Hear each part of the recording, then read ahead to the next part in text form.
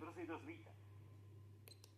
Začneme teďka tím, abychom se do té etologie nějak ponořili, jak vlastně vidí a jak vám pak řekne, co to znamená, nebo jak to bude zařízeno.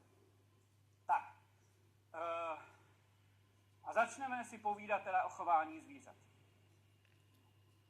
Chování zvířat je nějakým způsobem, ale zároveň to chování zvířat je důležitý porozumět, protože bez toho, aby jsme rozuměli i těm dvěma, tak tohle nám dá jenom částečnou odpověď.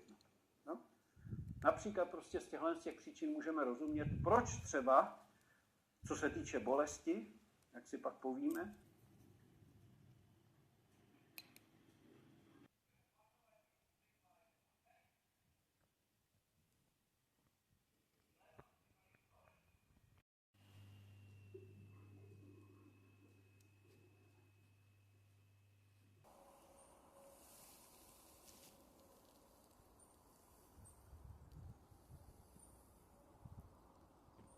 přitažní, jak mají začít táhnout, nebo je tam nastaveno u nich, že když se zkrátí na určitou za sebou.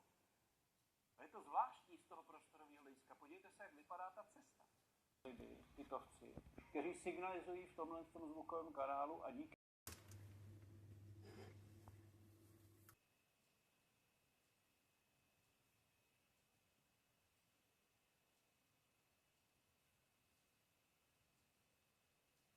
takový příklad takového zajímavého teda raného učení si ukáže.